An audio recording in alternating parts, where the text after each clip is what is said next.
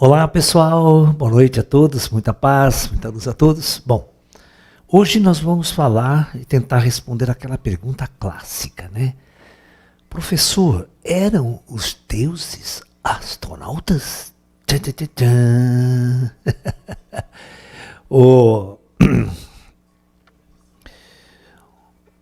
O Flávio, coloca aí, procura aí o livro Eram os Deuses Astronautas, né? Então, lá na década de 70, né, um sueco, né, sueco ou suíço? É suíço, né? Porque tem sueco é da Suécia, né? Quem mora na Suíça é suíço. Ele é suíço, não é sueco.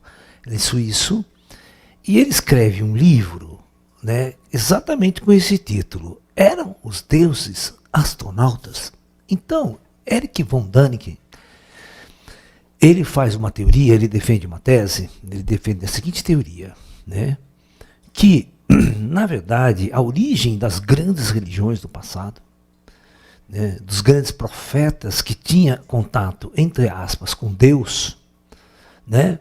Exatamente, olha lá, esse é o livro aí, Eram os Deuses Astronautas. Essa capa aí é nova, a primeira versão que veio no Brasil é essa aqui, ó. Essa cominho sentado aqui, ó. Coloca essa capa aqui. Essa, a verdinha. Essa. Então essa foi a primeira versão, lá da década de 70, né? Quando esse livro foi lançado. Eram os deuses astronautas? Essa é uma pergunta, uma interrogação, vocês viram? Né? Então, a teoria dele, né, é que movimenta todo aquele seriado da History, alienígenas do passado. Então, aquele seriado deu certo, cara. Ele está no 800 temporadas já, sabe? Que o pessoal fez, né? Existe assim um interesse muito grande por ufologia. Esse canal, o History, ele tem colocado muita matéria sobre ufologia. Muita matéria, né? E é legal isso, porque mesmo que seja dentro de uma premissa, vamos assim dizer,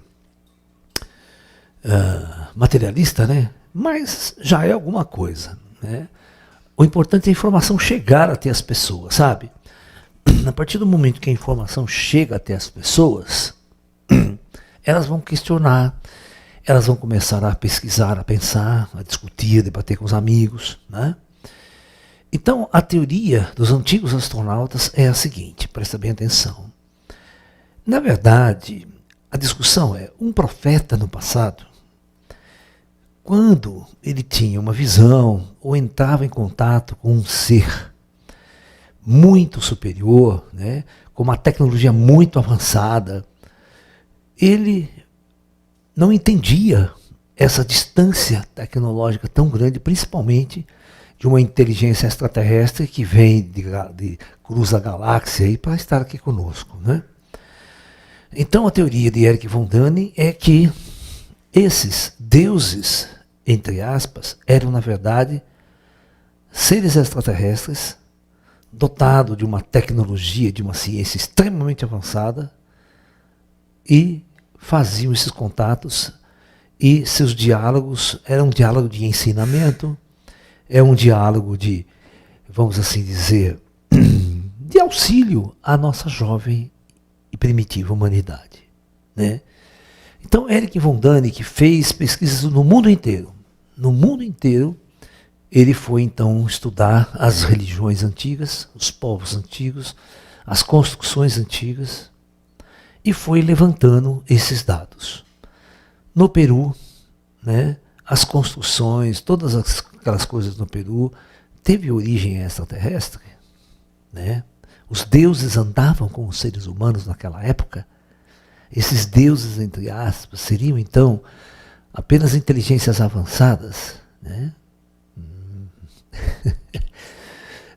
Depois, não me esqueça, eu preciso falar para vocês, né, de um seriado da Netflix, muito legal. Eita, Dona Maria!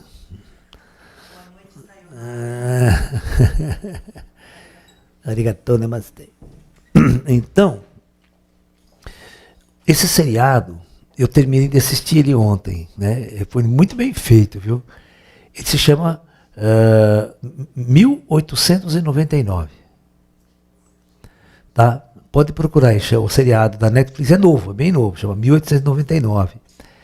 Né? E o filme inteiro se passa num navio em 1899. Então você vê, não tem tecnologia, não tem nada, certo? Né? Antes do Titanic ainda, né? Certo? Um navio chamado Prometheus. Navio chamado Prometheus. Ninguém espera, eu já esperava. Quando eu comecei a ver naquele filme que apareciam umas tecnologias, apareciam as imagens que não existiam em 99, né? Já sacou que tinha alguma coisa errada ali, né? E era tudo uma simulação mental. O filme inteiro é uma simulação mental, não é uma realidade. É uma realidade virtual acontecendo. E depois o último capítulo, a última cena do filme, olha, demora 8, acho que capítulos, né? E é esse aí, 1899, esse aí mesmo. Olha lá. O elenco é legal pra caramba, certo? Né? É o capitão, esse aqui é o capitão do navio, do Prometheus, as pessoas tudo com roupas assim, de época, né? Dentro desse navio. 1899, então, começo do século, na virada, antes do Titanic. O Titanic é 1910, 8, né? 1910 que afunda. Então nós... Mas eu não vou dar o spoiler, não, né? Eu só vou contar para vocês, a história só vai ficar 100% esclarecida no último minuto do último capítulo. É quando termina. É muito louco.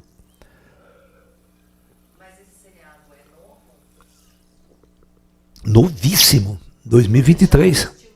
Claro. Eu sou cinéfilo. Eu faço lives aqui sobre séries e sobre filmes. Né? Segunda-feira a live foi sobre Star Wars.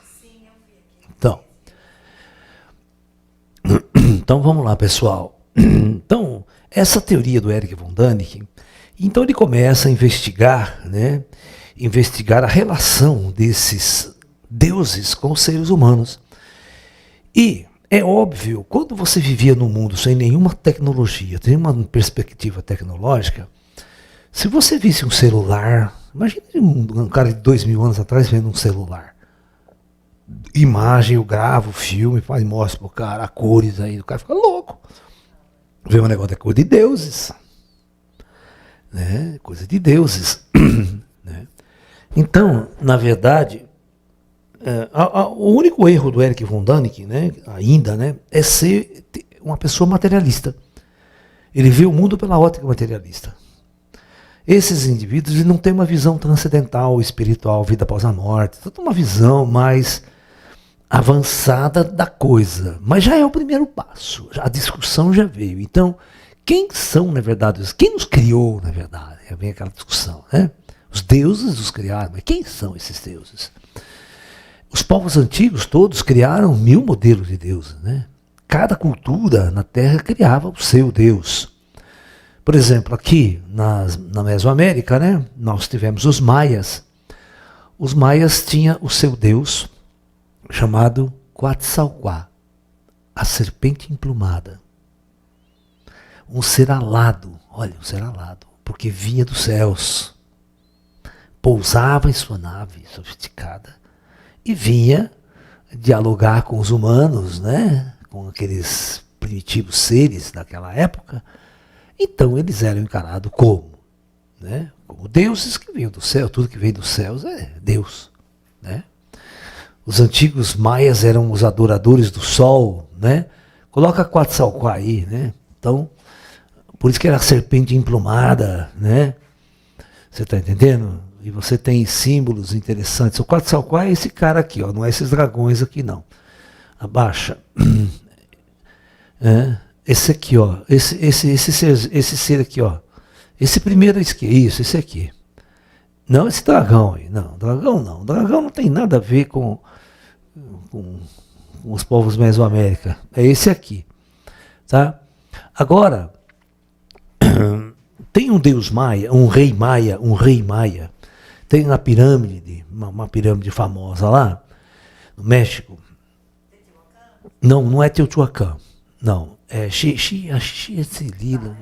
É Xixi, não sei o quê. Chichen Itzá. E tem outra cidade, outra lá que não é Teotihuacan, como é que chama? Que está bem preservada, tal. E vai muito turista para lá, né? Bom, eu esqueço o nome. Né? Bom, então, ali tem uma pirâmide que tem a tumba, né? O sarcófago que tinha o corpo de Pakal Voltan. Então, Pakal Voltan era um chefe maia, né? Então, é importante entender que Pakal Voltan, quando a parte central do livro, inclusive a discussão bem central no livro Eram os Deuses Astronautas, era a escultura da tampa do túmulo de Pakal Voltan. Pega aí. Escultura, né, da tumba de Pakal Voltan. Aí vocês vão ver uma coisa muito interessante. Um ser mexendo em equipamentos tecnológicos, até sentado numa nave, nos controles, sabe? Então isso levantou muita discussão. Essa aqui, deixa eu ver. Essa daqui, é a primeira da direita aqui, ó. Entendeu? Isso aqui. Então se você vai ver, tem um cara sentado, né? Assim, e mexendo em controles sofisticados, tal. Então essa foi uma das grandes discussões, né? Do livro Eram os Deuses Astronautas, né? Mostrando que a relação que esses povos mesoamericanos tiveram, né? E uma das explicações difíceis de se dar é quando você vai para o Peru, né? Você vai para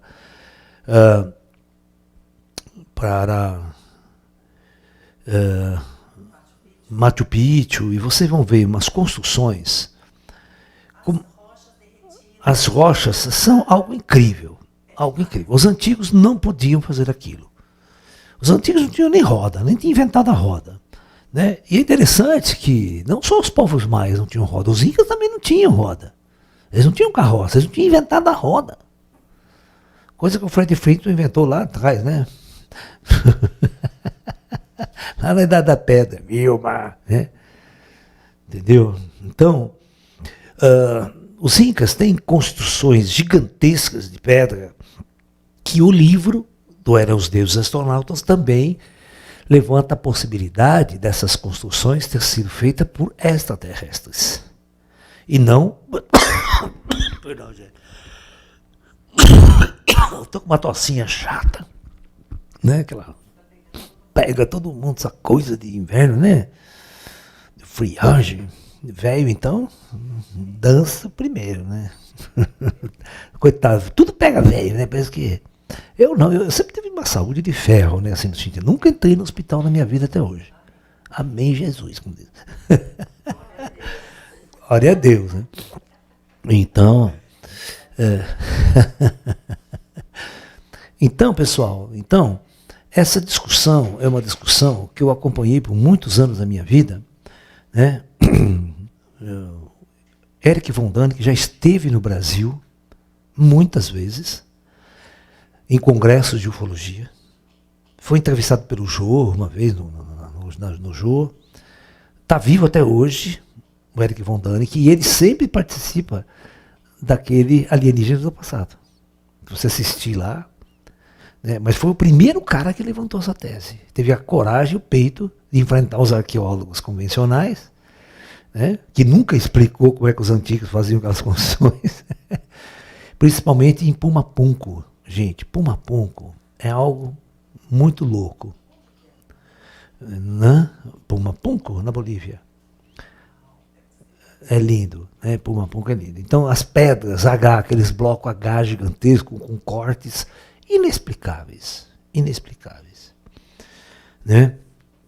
Que os antigos não teriam capacidade de transportar, cortar aquelas pedras e usar, que ninguém sabe para que aquelas pedras eram usadas. Dá uma olhada, né? Olha lá, esses blocos H aqui, ó. Aqui está mais claro, aqui embaixo, ó. Esses blocos H aí. o corte e a precisão deles, né? Você está entendendo? É algo assim inimaginável a precisão deles. Tem mais caída para o chão, assim, sabe? Que ninguém... Enorme, ninguém sabe para que serve, né? Entendeu? Mas nós vamos discutir isso amanhã das construções. Hoje não. Amanhã vai ficar mais em cima das construções. Quem fez as construções? Tem boas revelações para vocês. De quem fez, na verdade, quem ajudou esses caras a fazer. E de que época eram essas construções. Essas construções não são construções incas, nem são construções maias. Elas são construções muito mais antigas. Né? Os maias apareceram quase na época de Jesus. Né? Entendeu? E essas construções, se você for datá-las com precisão, elas têm 10 mil anos. Um dos grandes problemas é que você não consegue fazer datação de pedra. Tá? Não existe até hoje nenhuma tecnologia para datar rocha. Você só pode datar material orgânico. Tá? Só pode datar material orgânico. Né? Assim com mais precisão. Né?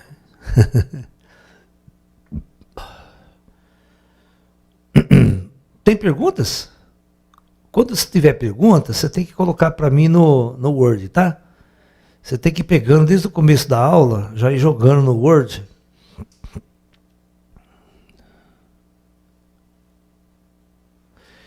A pergunta é, né? Havia contato direto dos extraterrestres com os antigos? Eram para todos os povos ou somente para alguns? Não eram para todos os povos, né? Cada povo tinha um jeito diferente de sofrer intervenção extraterrestre. Né? Tem dois tipos de intervenção que vocês têm que tomar cuidado. Uma é intervenção espiritual e outra é uma intervenção direta de inteligências avançadas. Né? Há uma confusão muito grande quando um espírito se materializa e quando um ET se materializa. Quando um ET desce uma nave espacial, né? Ezequiel viu a roda. A descrição de Ezequiel ela é tão perfeita que a NASA conseguiu, o engenheiro da NASA conseguiu, através da descrição bíblica da visão de Ezequiel, ele constrói a nave. Aquilo que o Ezequiel viu. Entendeu? Os homens saíram homens de dentro da nave com capacete, com traje muito diferente. Ele ficou assustado, né? Imagine, vem uma nave muito sofisticada, pousa na frente, descem uns caras com uns capacetes, macacão, que coisa que eles nunca viram na vida, né? Entendeu?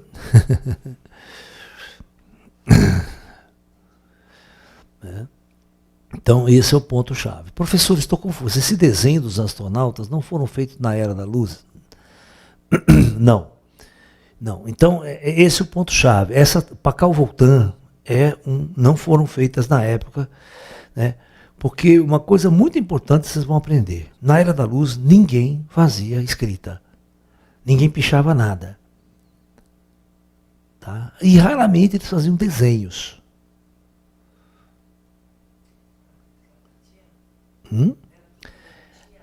Porque uma civilização avançada não usa linguagem escrita mais.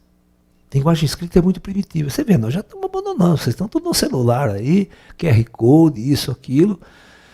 As construções não precisam ter mais placa, coisas escritas mais, a gente sabe de tudo. Né?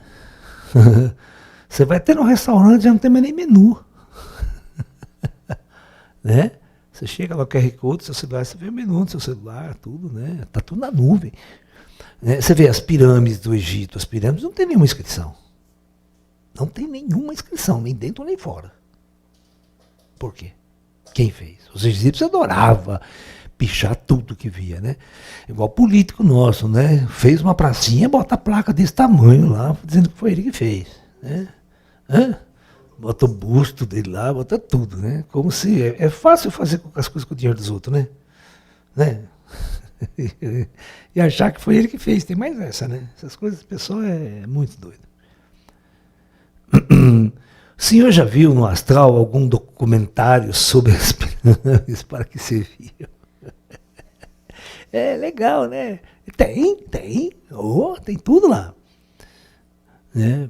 Professor, para o surgimento das mitologias nórdicas, gregas, entre outras, Seria um contato com os espíritos através de médiuns ou atuações dos intras. O lance é o seguinte, tem um monte de coisa aí, um monte de complicação.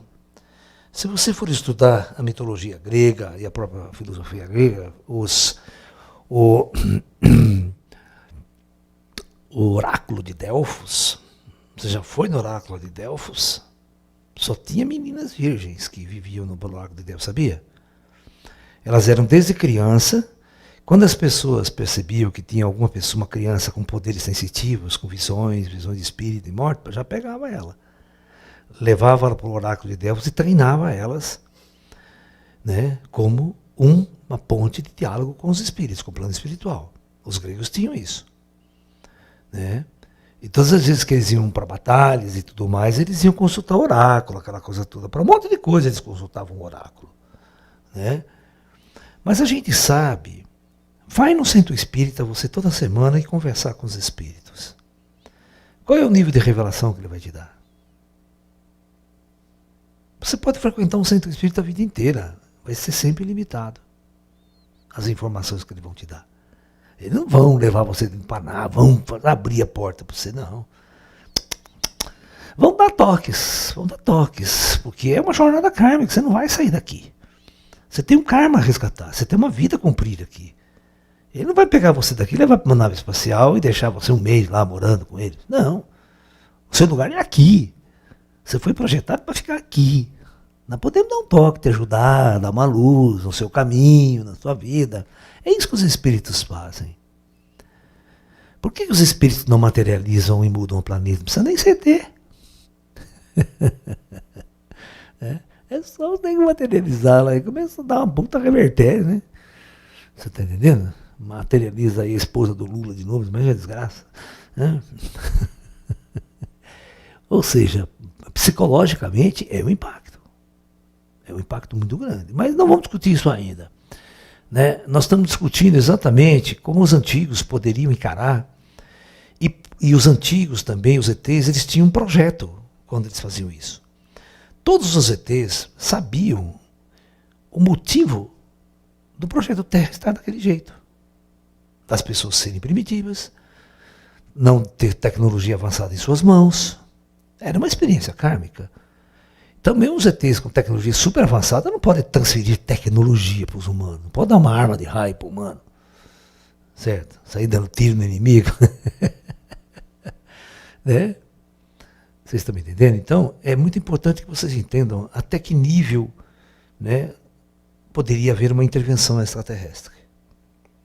Poderia ter acesso, nós, por exemplo, achar um lugar que tem uma tecnologia atlântica avançadíssima. Vocês não vão encontrar isso nunca.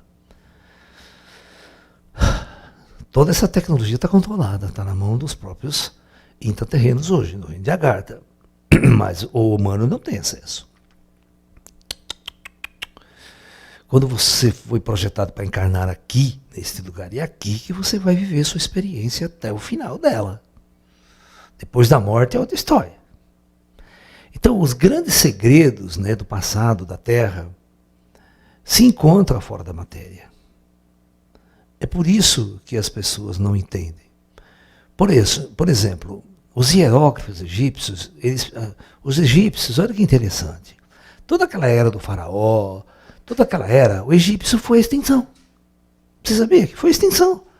Então foi a extinção que ninguém conseguia ler mais os hieróglifos egípcios. Ninguém lia, era uma língua morta. Assim como o sânscrito na Índia tem muita coisa sem tradução. Porque é uma língua morta que você não consegue traduzir. A China também tem textos muito antigos que ela não consegue traduzir. Porque não é parâmetro com nada que a gente conheça. Aí, durante muito tempo, milênios, nenhum arqueólogo, ninguém conseguia ler os hieróglifos lá no Egito. Nas construções, nas tumbas, nas escavações. Surreal. Até que um belo dia, as tropas de Napoleão Bonaparte, lá numa cidade chamada Rosetta, que fica próxima ao Cairo, descobre uma pedra desse tamanho assim. E nessa pedra tem uma mensagem da prefeitura da cidade lá, em 3 línguas. Olha só, em hieróglifo egípcio, em copta grego e uma outra lá. Só que o copta grego a gente manja, todo mundo já traduziu. Então foi muito fácil, porque a mensagem era a mesma. Por isso que chama Pedra Roseta, foi a pedra que conseguiu decifrar os hieróglifos egípcios. Pedra Roseta. Então, aí sim os arqueólogos ficaram maravilhados. Ah, esse aqui significa isso. Ah, esse símbolo aqui significa tal coisa. Aí eles foram montando tudo, quebra-cabeça. Porque você tinha o mesmo texto, virou a chave. Aí eles começaram, né, a decifrar todas as inscrições, livros que tinham, cartas encontradas. Qual que foi o resultado? A civilização era tão bosta quanto a nossa. Ou seja, eles não encontraram nada de avançado, nada de mistérios profundos. É cartinha de namorado, é cartinha de amante, sabe? Aqueles textos de faraó, megalomaníaco, né? Fazendo construção, botando seu nome, suas aventuras, suas conquistas, né? Quanta mulher ele tinha, aquela coisa toda, sabe? Não achou nada de transcendental, sabe?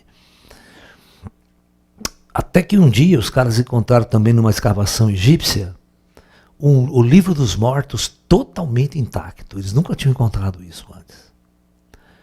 Sabe o que é o livro dos mortos, né? O livro dos mortos é um livro fúnebre, de todos os rituais fúnebres que você faz para o indivíduo ser recebido do outro lado, tal. É um livro de rituais. Então, aí você entende como os egípcios encaravam a morte, como eles encaravam, como eles enterravam, por que eles mumificavam, toda aquela coisa toda, né? Porém, aí vocês falam, pô, Laércio, então você não encontra a Pedra Roseta, não estão lascados até hoje? Não, por um motivo. Aí, tem uma mulher que ela encarna, não sei se ela é Inglaterra, e essa menina começa a crescer e lembrar de vidas passadas. Essa menina começou a falar egípcio antigo do nada. Foi na universidade, tudo levava, que ela fez um curso de arqueologia, fez faculdade, e virou arqueóloga. Quando ela vai, ela simplesmente lia os hieróglifos.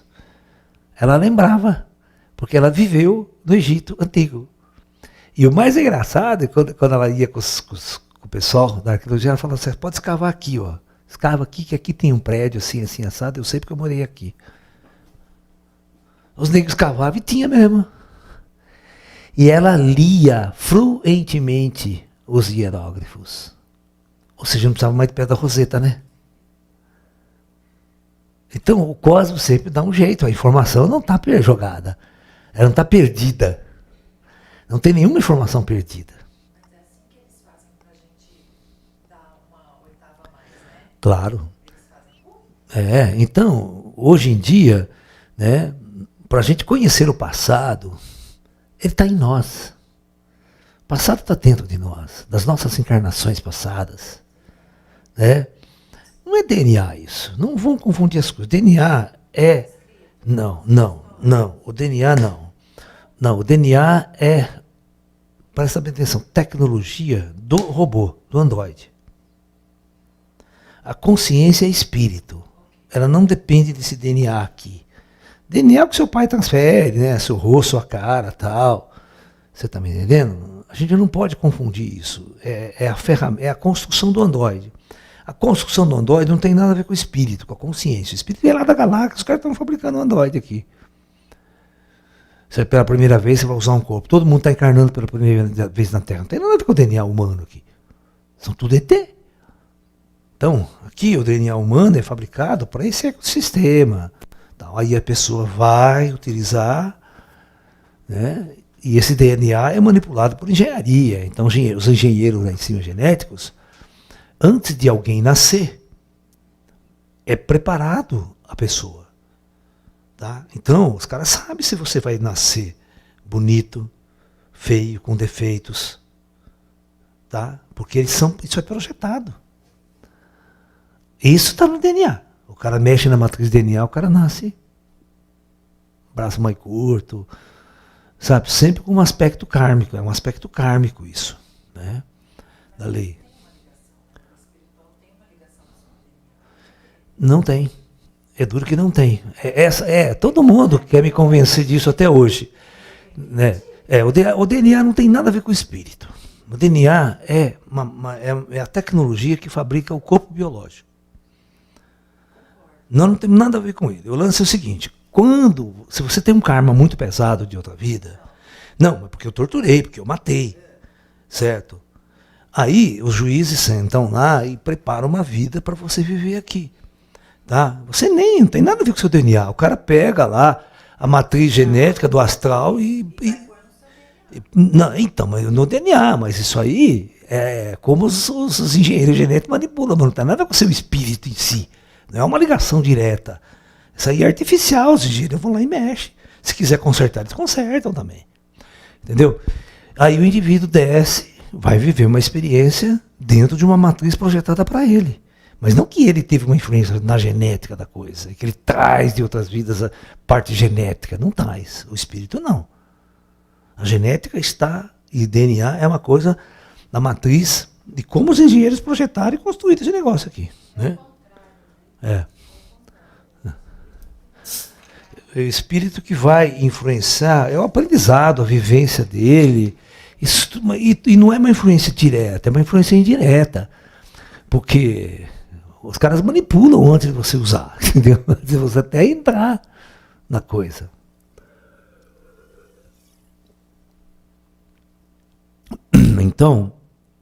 Então, por isso que tem muita gente aí no esoterismo, mas agora vai haver uma mudança de código genético, o ser humano vai... É aquilo que eu falo para vocês. Os corpos da Era da Luz são outro projeto. É outro corpo, não é mais um corpo kármico. Então, aí a pessoa não fica doente, a pessoa não morre, vai ser todo mundo bonito, não tem necessidade de nascer gente feia. Né? Não tem necessidade. Gente feia é karma. Envelhecer é karma. É a lei, né, na qual nós estamos aqui. Então, o que nós devemos... O espírito tem DNA, o lance é o seguinte, a matriz, a roupa do espírito é outra tecnologia, certo? É outra tecnologia. Este corpo aqui, nesse aqui, ele é fabricado dessa forma. Agora, qual que é a matriz que fabrica o corpo astral? Essa pergunta que os espíritos não responderam, nem centro espírita. Os espíritos nem centro espírita, eles não falam de ciência. Eles não discutem ciência avançada. Fica só, seja bom, faça bom, tenha amor, tal. Mas não tem, eles não dão dica nenhuma de ciência avançada. Tá? Eles não dão. Ok? Então é muito importante que vocês entendam isso. Um centro espírita, um diálogo com o espírito é um diálogo espiritual no sentido filosófico. Para você entender sua jornada aqui e tal. Mas não adianta você pedir informação científica que ele não vai te dar. O que é um buraco negro? O espírito fala, por que você quer saber isso, rapaz? Não precisa saber nada disso. Depende do que você está falando. Né? Isso depende de quem que é o guia, da pessoa, aquele médium que está canalizando quem. Mas os grandes ETs, não, eles sabem de tudo. Esses navegam na galáxia. Então, mas tem espíritos muito avançados. Nós sabem pra caramba. Gente que após a morte estudou pra caramba lá, sabe de tudo. É aluno do ZT. Vários níveis. Os espíritos ascensionados ascensionam porque tem um outro padrão de consciência. Bom, então a gente tem que entender que o conhecimento dos antigos era muito pobre. Tá? Era muito pobre. Mesmo os sacerdotes antigos, quando eles recebiam essas influências de inteligências avançadas, eles não tinham noção com quem eles estavam conversando. Era muito mais fácil eles acreditar que eu estava falando com Deus mesmo. Boa, certo? Aí, esse indivíduo que tinha esse contato, que se tornava um profeta. Ele era um médium sensitivo, um paranormal, podia ter contato em vários níveis, num nível parapsicológico, num nível espiritual e num nível físico, com essas inteligências avançadas. Né? Elias, por exemplo. Se você estudar Elias, Elias foi arrebatado numa carruagem de fogo. Pura abdução, né? Com raio trator.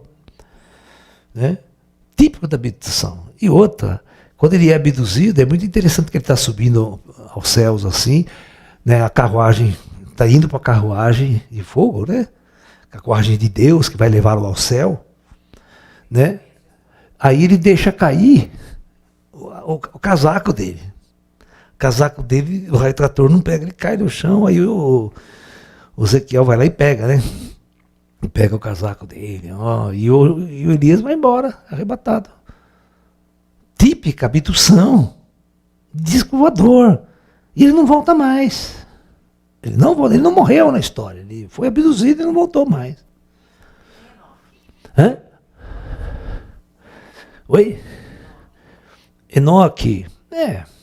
São 3 pessoas abduzidas na história. Tá? O Maomé também foi. Segundo as escrituras, Maomé ascende aos céus numa carruagem de fogo, exatamente lá no Muro das Lamentações, Israel, em Al-Aqsa. Então, quando os indivíduos veem uma tecnologia muito avançada, não tem arquétipo na mente dele para fazer comparação. Então, a comparação dele é sempre arquetípica com aquilo que ele conhece. Ele conhece cavalo, carruagem, isso é o que ele conhece. Por isso que os índios da América não conseguiram ver os navios chegando. Sim, não tem um arquétipo. O que é isso? Não processa. O cérebro não processa a informação. Vi, entendeu? Mas, mesma coisa, quando você entra em contato com algo que você nunca viu, o que é isso? Né? Por isso que eu gostava do Perdido nos Espaços, o robô do Perdido nos Espaços, era muito legal. Os caras, quando fizeram essa série nova da Netflix, mudaram tudo, cara. Eles destruíram a série original. Eu detesto quando eles fazem um remake e destrói a série original. E ainda lacra, faz aquelas lacração, né? Você sabe o que é lacração, né? Essa lacração toda de mudança de personagem, lugar que era homem bota mulher, mulher que era loira bota um negro e tal. Eu não tenho nada contra, mas não precisa estragar o filme, faz outro, cara. Né? Faz outro. Já foi, né? Então, e o robô era interessante que ele era um robô fabricado aqui na Terra, humano. Ele era um humano, você está entendendo? E ele recebe uma programação nossa. Então, toda vez que ele entrava num ambiente alienígena, aparecia um ET, ele não entendia, ele ficava assim, desde que ele falava, não tem registro, não, porque não tem. Ele está entrando com uma entidade que ninguém, nem ele viu, e nem nós humanos que programamos ele. Não é catarse, ele ficava assim, não tem registro, não tem registro, não tem registro, ou seja, não tem registro. Agora, veja bem, esse era o charme de Perdido nos Espaços, o robô. Programado pelo ser humano, é feito na Terra. E o charme que roubou a cena de todos os capítulos, olha, o cara era para trabalhar um único capítulo, o primeiro capítulo. Ele ia morrer no primeiro capítulo. Mas a atuação dele foi tão fantástica e genial, que ele passou a ser o ícone da série. É o Dr. Zachary Smith. A atuação dele. Ele roubava, o pessoal fala que durante o set de filmagem, ele roubava a cena e todo mundo ficava assim em cima dele e tal. E o público adorava o Zachary Smith, né? E aí no remake, os caras me vêm, colocam um robô extraterrestre. Um robô que começa daqui, ET, não é veio da Terra, feito na nave. Ele mudou totalmente. E o Dr. Zachary Smith, que era tão fantástico, eles colocam uma mulher. Que não tem nada a ver com o personagem original. Assim, o jeito, a forma de atuar. Né? É um problema isso. Eu, como cinéfilo que eu sou, né, adorador de filmes de ficção, eu acho horrível fazer isso. Horrível. Né? Por exemplo, eu sou fã número 1 de Star Trek, mas quando eles fizeram essa última Star Trek Discovery, A pior bosta da história. A Discovery é a coisa mais ruim que foi já feita na fase da história. Certo? Em todos os sentidos, ela é ruim cientificamente. Ela é ruim, os atores são ruins. Saca? A história é ruim. Os caras vão 1000 anos no futuro e a bosta continua a mesma. Não houve, você não vê evolução nenhuma em 1000 anos no futuro, cara. É um negócio muito doente. Mas você concorda que a humanidade regrediu em termos intelectuais?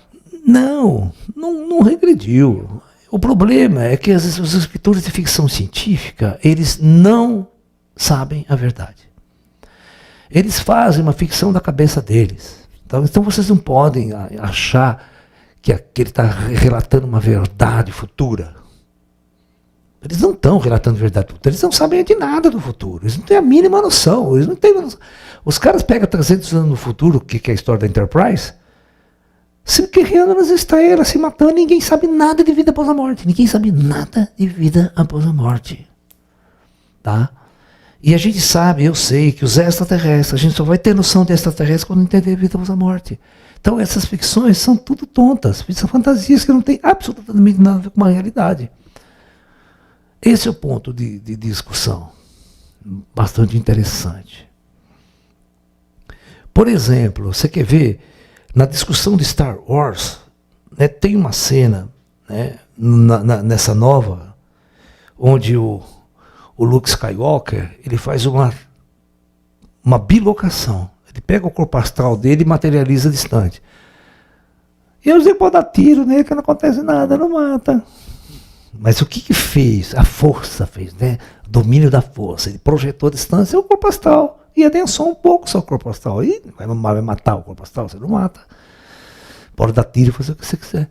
E ele faz isso, né?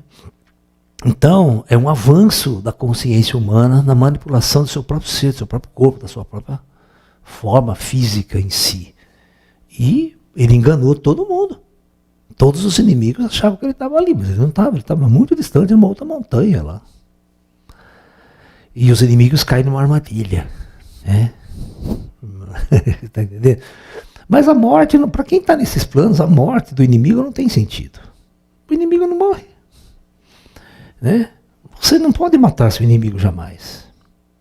Jamais.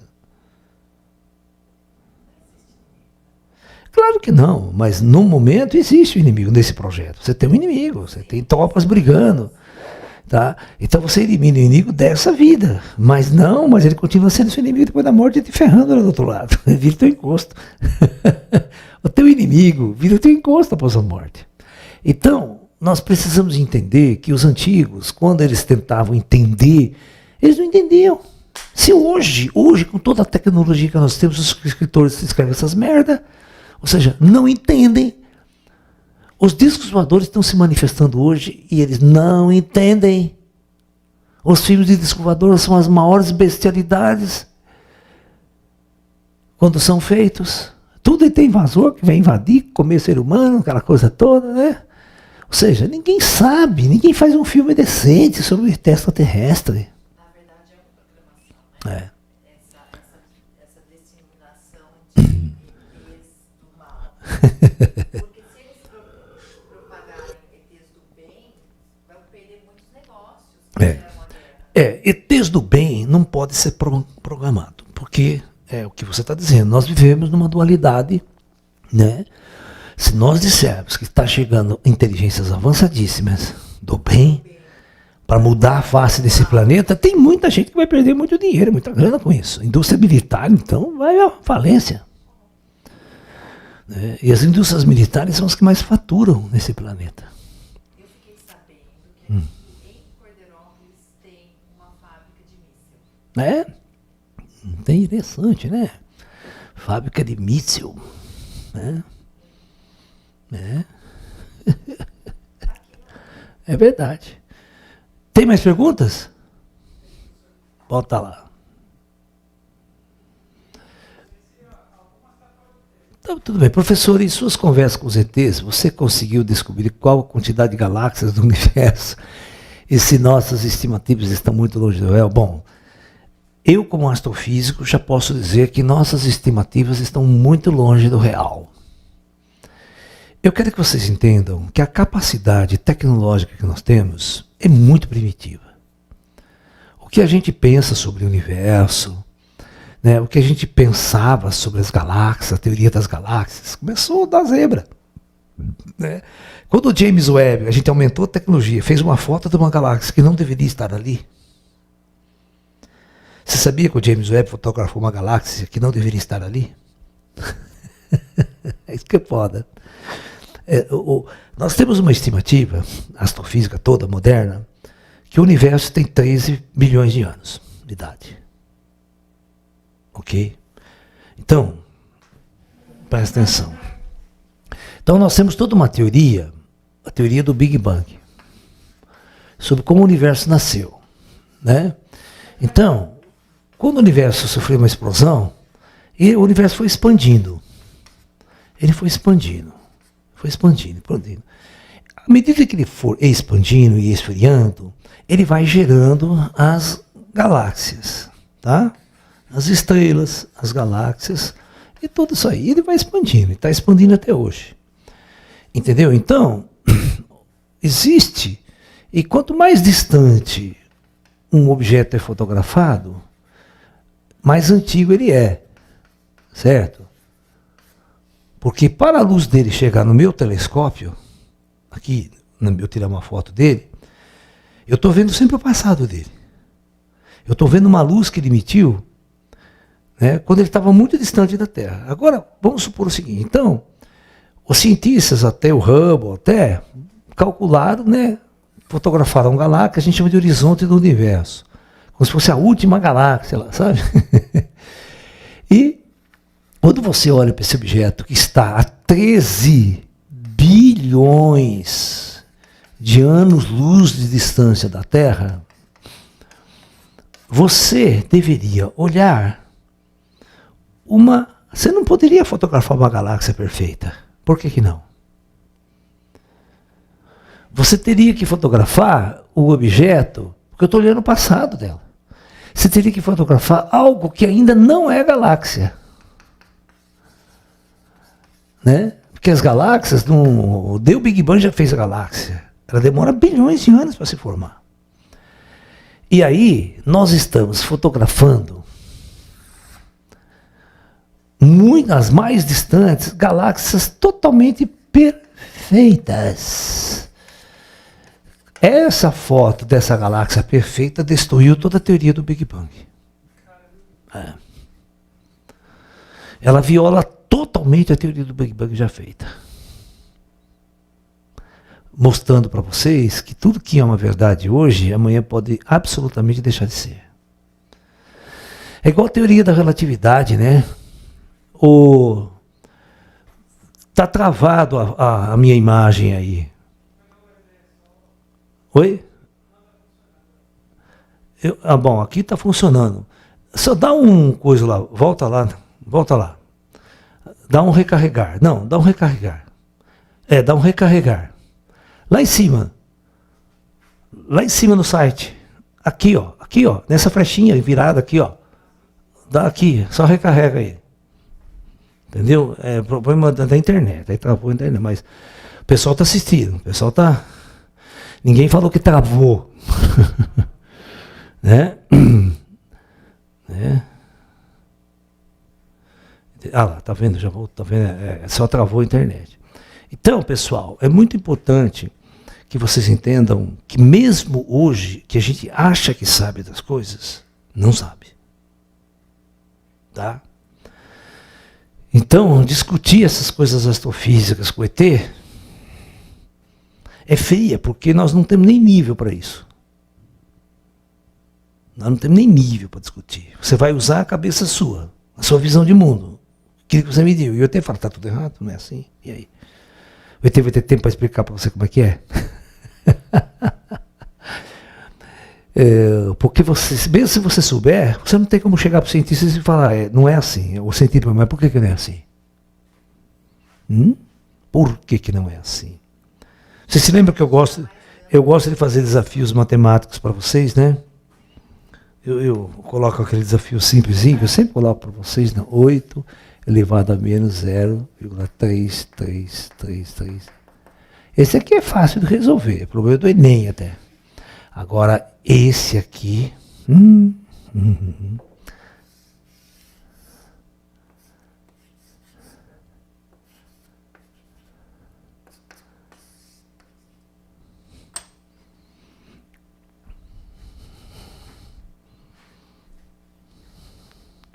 Pode pensar, depois vocês me dão uma resposta, tá? Bom, já vou dizer para vocês que é universitário, você já vai para o campo, acho que não. Até um bom colegial feito, que é números, aí vai entrar no números imaginários, né? Você está entendendo? Conjunto dos números complexos. Tá? Você vai trabalhar agora com números complexos, não é mais com número real. Por isso que dá uma coisa, uma raiz, não é raiz quadrada? É raiz I? Nunca vi isso na minha vida? Não, então. Calaio, né? Aí exige bastante conhecimento para resolver esse problema. Né? Não é, o telefone está aqui, é o meu irmão lá. Né? Daqui a pouco para de tocar. Então, vocês entenderam, pessoal? Tem alguma pergunta mais? Deixa eu responder a pergunta do pessoal lá. Bom, professor, fugindo do tema, iremos ter intervenção superior ou vamos terminar o projeto em fogos de artifício russo e tal? Não sei, cara, eu não posso dar essas respostas para vocês, né? Eu não sou profeta, eu nunca fui profeta, eu nunca profetizei nada, sabe? Eu não fui escolhido para ser um profeta, e até hoje eu não vi profeta bom no moderno aqui. Ninguém profetizou queda do World Trade Center, ninguém profetizou, sabe? Não, eles não estão passando essa informação para ninguém, para nenhum profeta no planeta. Ninguém sabe o dia de amanhã, né? Porque nós temos que viver o dia de hoje. Amanhã a gente se vira. Eu não estou preocupado com o dia de amanhã, sabe? Se vai ter guerra nuclear, se vai passar... Não, estou um pouco me lixando, né? Não posso fazer nada. Não está nas minhas mãos. Eu sou uma pessoa que não tem o poder. Quem tem poder é o comando planetário. Eles têm poder, mas eu não. Eu sou um vivente neste mundo. Né? Tudo que acontecer com o mundo acontece comigo. Não, tudo que acontecer com o mundo acontece comigo, porque eu estou dentro do mundo. Não tem como sair dele lá numa base estelar e ficar lá, sentado olhando a Terra aqui embaixo. Né? Pergunta, quando chegamos pela primeira vez aqui no Projeto Terra, trazemos nossa aparência real do outro projeto? Quando você vem, sim, mas não quando você encarna. Encarna, as coisas são daqui, são do ecossistema aqui. O corpo é esse. Você está me entendendo? A máquina biológica é essa. Você está entendendo? Deixa eu fazer uma pergunta para você. Você já viu síndrome de Down? Bem avançada? Quando ela é mais intensa. Porque você tem hoje variações do Down. Você tem Downs universitários, né? Faz engenharia, tudo. E você tem aquele Down que é bastante deficiente, sabe? Mas eles nunca, né? Se você pegar um Down numa certa fase, eles não se preocupam com a imagem deles. Eles nunca se preocupam com a aparência deles. Não, nem aí. Não é que nem nós, superego. Nós somos superego, né? Vivemos em função de nosso ego. Certos espíritos, quando vêm para cá, não estão nem aí com essa visão. É porque são outra realidade. Eles são seres de uma outra linhagem evolutiva, que se mistura com a gente. Né? Nós podemos vir de planetas, né? Muita gente pode vir com aparência parecida com o humano daqui, de outros mundos, sim. Porque essa matriz aqui não foi feita na Terra. Ela já existe na galáxia há muitos milhares de anos, milhões de anos ela existe, isso aqui. A gente... Quando tem planetas que podem adaptá-lo, a gente adapta. Né? Entendeu? É muito legal quando você tem aí você vai ver Jornada das Estrelas, né? O próprio Star Wars, né? Como ele pega as variações, né? Você pega o Bajoriano, você pega o Romulano, você pega o... Né? Só a orelha diferente, meio Delfa, meio isso, sabe? Mas é humano.